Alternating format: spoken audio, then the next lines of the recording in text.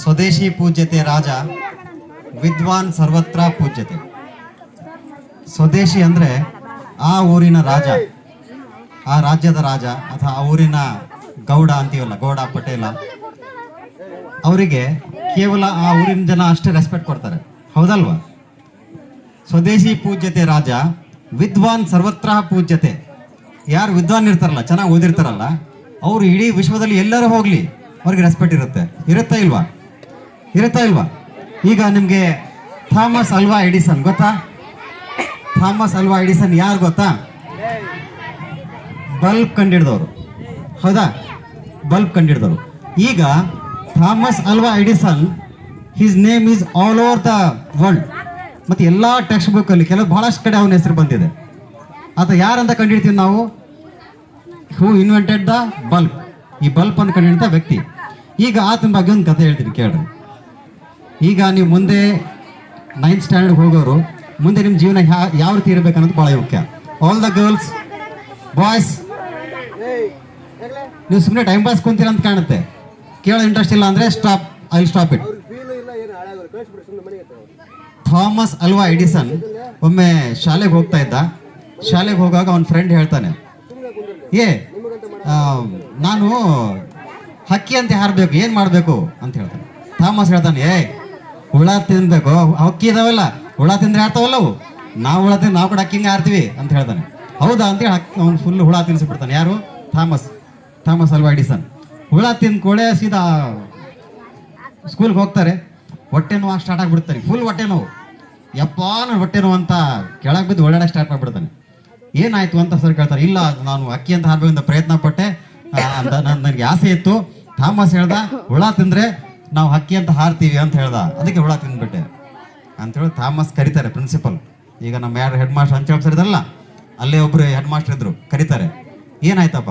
ಇಲ್ರಿ ಸರ್, ಮತ್ತೆ ಹುಳ ಎಲ್ಲ ಹಕ್ಕಿ ತಿಂದು ಹಾರ್ತಾವಲ್ರಿ, ನಾ ಹಂಗೆ ಅನ್ಕೊಂಡೆ. ಆಮೇಲೆ ಒಂದು ಲೆಟ್ರ್ ಬರೀತಾರೆ. ಅವನಿಗೇನು ಹೊಡೆಯಂಗಿಲ್ಲ ಬಡಂಗಿಲ್ಲ.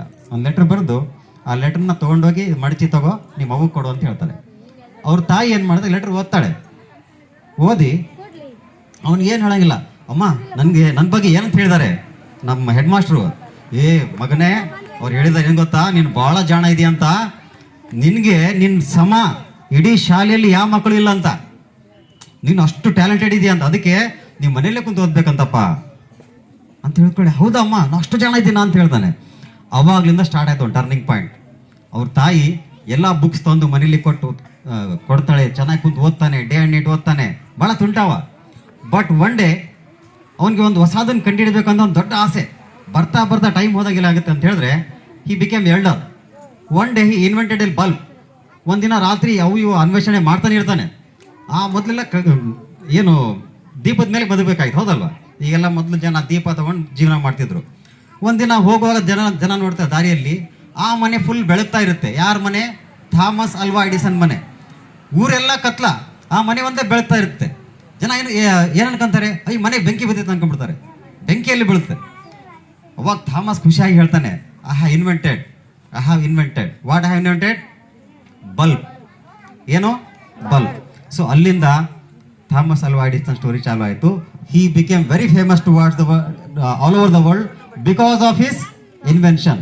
ಸೊ ಮಕ್ಕಳೇ, ಆ ದಿನ ಅವತ್ತು ಆ ಥಾಮಸ್ ಅಲ್ವಾ ಎಡಿಸನ್ ತಾಯಿ, ಬದ್ಮಾಶ್ ನನ್ನ ಮಗನೇ, ನಿನಗೆ ಏನು ಬರಾಗಿಲ್ಲ, ನೀ ಹಾಳಾಗೋಗು, ನಾಳೆ ಶಾಲೆಗೆ ಹೋಗ್ಬೇಡ, ಚೆನ್ನಾಗಿ ನಾಯಿಗೆ ಹೋದಂಗೆ ಒದ್ದು ಮನೆಯಾಗಿ ಬಿಟ್ಟುಬಿಟ್ರೆ ಅವನು ಥಾಮಸ್ ಅಲ್ವಾ ಎಡಿಸನ್ ಆಗ್ತಿರ್ಲಿಲ್ಲ, ಹೌದಲ್ವಾ? ಅದಕ್ಕೆ ಪ್ರೇರಣೆ ಭಾಳ ಮುಖ್ಯ. ನಮ್ಮಲ್ಲಿ ಏನೂ ಇಲ್ಲ ಅಂದರೆ ನಮ್ಮ ಹತ್ರ ಏನೂ ಇರೋದಿಲ್ಲ. ನಾನು ಸಾಧಿಸ್ಬೋದು ಅಂದರೆ ನಾವು ಭಾಳಷ್ಟು ಸಾಧಿಸ್ಬೋದು. So everything depend on our self. ನಾವು ಅಂದ್ಕೊಂಡ್ರೆ ಮಾತ್ರ ಸಾಧನೆ ಆಗುತ್ತೆ. So my dear students, you are going to 9th standard in future and 10th again PUC degree ಎಲ್ಲ ಮುಂದೆ ಹೋಗ್ತೀರಾ. So you should not waste your time. ಯಾವುದೇ ಕಾರಣಕ್ಕೂ ನಿಮ್ಮ ಸಮಯನ ವೇಸ್ಟ್ ಮಾಡಬಾರ್ದು. Okay, if you waste the time you will never get it back. I will tell one small story about the time. If you want to know the value of 1 year, ನಿಮಗೆ 1 ವರ್ಷದ value ಗೊತ್ತಾಗಬೇಕಾ? ಯಾರಿಗೆ ಕೇಳಬೇಕು? Ask to those who have failed in 10th standard. ಯಾರು 10th ಅಲ್ಲಿ fail ಆಗಿರ್ತಾರಲ್ಲ ಅವ್ರಿಗೆ ಕೇಳ್ರಿ. ಅವ್ರು 1 ವರ್ಷ ಫೇಲ್ ಆದ್ಕೊಳ್ಳಿ ಮನೆಗೆ ಕುಂತಿರ್ತಾರ. ಅವ್ರ ಫ್ರೆಂಡ್ಸ್ ಎಲ್ಲ ಕಾಲೇಜ್ ಹೋಗ್ತಿರ್ತಾರ, ಇವ್ರ ಮನ್ಯಾಗ ಮುಖ ಸಪ್ ಮಾಡ್ಕೊಂಡು ಕುಂತಿರ್ತಾರ. ಅವ್ರಿಗೆ ಕೇಳಿ ಗೊತ್ತಾಗುತ್ತೆ. ಅಂದರೆ ಅವ್ರು ಜಸ್ಟ್ ಒಂದು 3-4 ತಿಂಗಳು ಸ್ವಲ್ಪ ಕಷ್ಟಪಟ್ಬಿಟ್ರೆ they will get pass. Okay, ಮತ್ತು PUC ಸ್ಟಾರ್ಟ್ ಆಗ್ತಿತ್ತು, ITI ಡಿಪ್ಲೊಮಾ ಏನೋ ಮಾಡ್ತಿದ್ರು. Next, if you want to know the value of one day, ನಿಮಗೆ ಒಂದು ದಿನದ value ತಿಳಿಬೇಕಾ?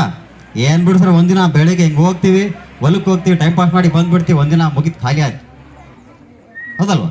If you want to know the value of one day, ask those newspaper editors, newspaper ಇದ್ರಲ್ಲ ಸಂಪಾದಕರು, ಅವರು ಹೋಗಿ ಕೇಳಿ ಅವ್ರು ಹೇಳ್ತಾರೆ. ಒಂದಿನ ಏನೆಲ್ಲ ಕೆಲಸ ಮಾಡ್ಬೇಕು ಗೊತ್ತಾ ಅವರು? ಸುಮಾರು 16 ಪೇಜ್, ಸಣ್ಣ ಪೇಜ್ ಅಲ್ಲ, ಇಷ್ಟು ದೊಡ್ಡ ಪೇಜ್ ಇರ್ತವೆ. ಅದನ್ನ ಪ್ರಿಂಟ್ ಮಾಡಬೇಕಂದ್ರೆ ಅದು ಮಾಹಿತಿ ಕಲೆಕ್ಟ್ ಮಾಡಬೇಕು, ವಿವಿಧ ಪ್ರದೇಶಗಳಿಂದ ಕಲೆಕ್ಟ್ ಮಾಡ್ಕೊಂಡು ಅದನ್ನ ಪ್ರಿಂಟ್ ಮಾಡಬೇಕು, ಎಡಿಟ್ ಮಾಡಬೇಕು, ತಪ್ಪಿದ್ರೆ ಕರೆಕ್ಷನ್ ಮಾಡಬೇಕು, ಆಮೇಲೆ ಪ್ರಿಂಟ್ ಕೊಡಬೇಕು. ಪ್ರಿಂಟ್ ಕೊಟ್ಟ ಮೇಲೆ ಮತ್ತೇನು ಮಾಡಬೇಕು? ವಿತಿನ್ 24 hours ಅಲ್ಲಿ ಆ ನ್ಯೂಸ್ ಪೇಪರ್ನ ಮನೆಗೆ ತಲುಪಿಸ್ಬೇಕು, ಹೌದಲ್ವಾ? ಸೊ ಅವ್ರಿಗೆ ಗೊತ್ತು, ಒಂದಿನ ಅವ್ರ ಮನೇಲಿ ಸುಮ್ಮನೆ ಕುಂತ್ಬಿಟ್ರೆ ಆ ನ್ಯೂಸ್ ಪೇಪರ್ ಪ್ರಿಂಟ್ ಆಗಲ್ಲ. If you want to know the value of 1 minute, 1 ನಿಮಿಷದ ವ್ಯಾಲ್ಯೂ ತಿಳಿಬೇಕಾ? ಯಾರಿಗೆ ಕೇಳ್ಬೇಕು ನಾವು? Ask those person who has just missed the train. ಎಲ್ಲ ಹೋಗ್ತಿರ್ತಾರೆ ದೂರಿಗೆ, ಎಲ್ಲ ಗೋವಾಗ ಹೋಗ್ಬೇಕಪ್ಪ, 2 ದಿನ ಜರ್ನಿ, ಎಲ್ಲ ಹೆಂಡತಿ ಮಕ್ಕಳು ಕಳ್ಕೊಂಡು ಬ್ಯಾಗ್ ತಗೊಂಡು 10-20 ಬ್ಯಾಗ್ ತಗೊಂಡು ಹೋಗಿ ಟ್ರೈನಲ್ಲಿ ಎಂಟ್ರಿ ಕೊಡ್ತಿರ್ತಾರೆ. ಟ್ರೈನ್ ಸ್ಟೇಷನಲ್ಲಿ ಎಂಟ್ರಿ ಕೊಟ್ಟರು ಟ್ರೈನ್ ಅಂತ ಹೋಗ್ತಾ ಇರುತ್ತೆ. 1 ನಿಮಿಷ ಮೊದಲು ಬಂದರೆ ಅವ್ರ ಕಾಲು ಟ್ರೈನ್ ಒಳಗೆ ಬೀಳ್ತಿತ್ತು, ಜರ್ನಿ ಮುಂದೋಗ್ತಿತ್ತು ಅವ್ರು, ಹೌದಲ್ಲ? So 1 minute is also very important. If want to know the value of 1 second, sir ನಮಗೆ ತಾಸು ಅಂದರೆ ಲೆಕ್ಕ ಇಲ್ಲ, 1 second ಯಾವ ಲೆಕ್ಕ ಸರ್ ಅಂತ ಹೇಳ್ತೀವಿ. ಹೌದು, 1 second ಆಲ್ಸೋ ವ್ಯಾಲ್ಯೂ ಇದೆ. If you want to know the value of 1 second, ask those drivers who has just missed the accident. Driving ಮಾಡ್ತಿರ್ತಲ್ಲ ಬಸ್ಸು, ಒಂದು ವೇಳೆ ಬಸ್ ಡ್ರೈವರ್ ಮುಂದೊಂದು ದೊಡ್ಡ ಲಾರಿ ಬರ್ತಿರುತ್ತೆ, ಇನ್ನು ಅಲ್ಲಿದ್ದು ಬಿಡೋದು, ಜಸ್ಟ್ ಒಂದು ಕಣ್ಣು ಮುಚ್ಚಿಬಿಟ್ರೆ ಮುಗೀತು, ಡ್ರೈವರ್ ಹೋದ, 60 ಮಂದಿ ಕೂಡ ಹೋದ್ರು. So 1 second is also very important. If you want to know the value of half second, so half second ಏನು ಲೆಕ್ಕ ಗೆಲ್ಬಿಡ್ರಿ ನನ್ನ ಸಂಬಂಧ ಇಲ್ಲ. Half second also important. Where it is important? Ask those who has got second prize in Olympic. Olympic ಅಲ್ಲಿ running race ಮಾಡ್ತಾರಲ್ಲ, just ಇಬ್ಬರು same time ಕಾಲಿಡ್ದಂಗೆ ಕಾಣುತ್ತೆ ಲೈನ್ ಮೇಲೆ, ಆದ್ರೆ ಕ್ಯಾಮ್ರಾದಲ್ಲಿ ನೋಡಿದಾಗ ಗೊತ್ತಾಗುತ್ತೆ, ಓಹೋ ಇವನ್ ಫಸ್ಟ್ ಇವನ್ ಸೆಕೆಂಡ್ ಅಂತೇಳಿ, ಹೌದಲ್ವ? So half second different.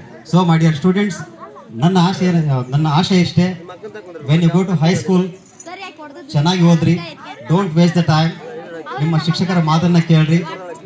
ಈಗ ನಾವು ನಿಮಗೆ ಬಡ್ದಿರ್ಬೋದು, ಅರ್ಥ ಆಯ್ತಾ? ಬೈದಿರ್ಬೋದು, ಎಲ್ಲ ಒಂದೇ ಮುಖ್ಯವಾದ ಕಾರಣ ಏನು? ನಿಮ್ಮ ಬದಲಾವಣೆ. ಓಕೆ, ಈಗ ನಮ್ಮ ಶಾಲೆಯಲ್ಲಿ ಅತ್ಯುತ್ತಮ SDMC ಇದೆ. ಓಕೆ, ಅವರ ಸಹಕಾರ ಬಹಳ ಚೆನ್ನಾಗಿದೆ. ಈ ಒಂದು ಸಹಕಾರದಿಂದ ನಮ್ಮ ಶಾಲೆಯನ್ನು ಏನಾದ್ರು ಬಹಳಷ್ಟು ಮುಂದಕ್ಕೆ ಒಯ್ಬೋದು, ಹೌದಲ್ವಾ? ಸೊ ನೀವೇನಪ್ಪ ಅಂತ ಹೇಳಿದ್ರೆ, ಮುಖ್ಯವಾಗಿ ನಿಮಗೆ ಏನು ಬೇಕು ಡಿಮ್ಯಾಂಡ್ಸ್ ಕೇಳಬೇಕು, ಅದನ್ನು ಫುಲ್ಫಿಲ್ ಮಾಡಬೇಕು. ಅರ್ಥ ಆಯ್ತಾ? Okay, thank you so much, all the best.